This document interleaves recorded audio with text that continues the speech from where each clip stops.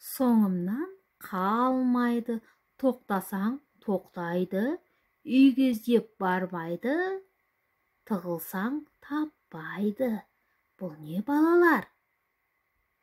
Дұрыс айтасыңдар, бұл көлеңке.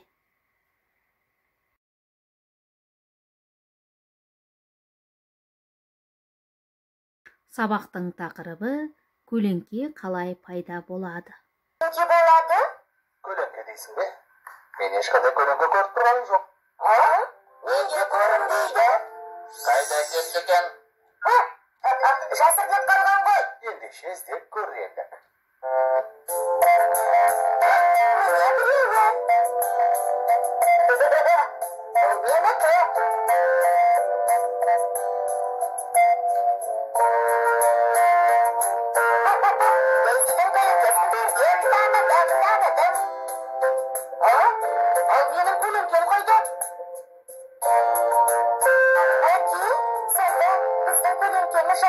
Сен ғана көріне ме?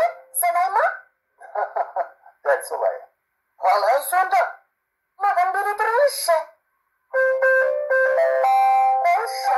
Ол жасанды жарық көзі. Қабырғаға қарай түсірші, Дейзи. Уизидің көлеңкесіне қараңдар. Уизи, көлеңкеңді көрдің бе? Сен де Уизидің көлеңкесі ғой. Бұл мен. Мен болжам жарығы қабырғаға түсірілгенде көлеңке пайда болады екен ғой. Сендер қолшамсыз-ақ далада көлеңкелерді көріп көрген жоқсыңдар ма? Әке, соны да білмейсіз бе? Күн жарқырап тұрғанда қолшамның не керегі бар? Күннің жарығы барлық жерді қамтиды ғой. Соның көлеңке дегеніңіз не екен? Біз жарыққа бөгет жасағанда пайда болатын қараңғылық күйі. Дұрыс Ашық кезде айтасың. кейбір заттардың көлеңкесін байқаймыз. Ол қалай пайда болады?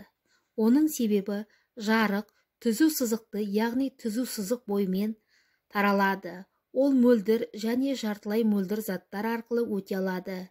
Бірақ жолында мөлдір емес материалдардан жасалған заттар кездескенде, оларды тесіп те айналып та өте алмайды.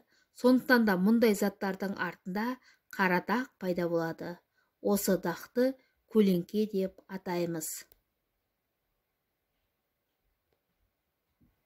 Сен білесің бе?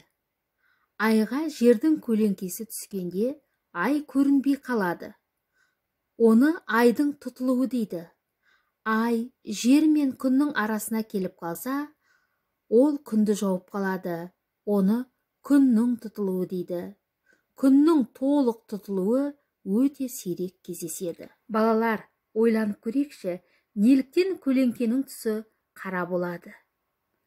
Көлеңке мөлдір емес заттардың артындағы жарық түспейтін бөлігі, есімізге сақтап жүрейік. Үй тапсырмасы. Мына сұрақтарға үйде жауап беріп келеміз. Бірінші сұрақ.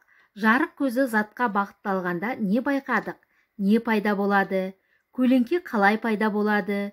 Көлеңке дегеніміз не? Анықтама келтір. Екінші сұрақ.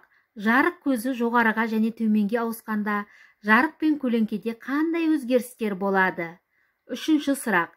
Жарық көзінің оңға және солға ауысу нәтижесінде не байқадың? Қандай өзгерістер орын алады? Төртінші сұрақ. Жарық көзінде объектіге жақындалуы, алыстауы барысында қандай өзгерістер байқадыңдар? Балалар, осы сұрақтарға жауап жазып, менің WhatsApp желіме жіберулеріңізді сұраймын.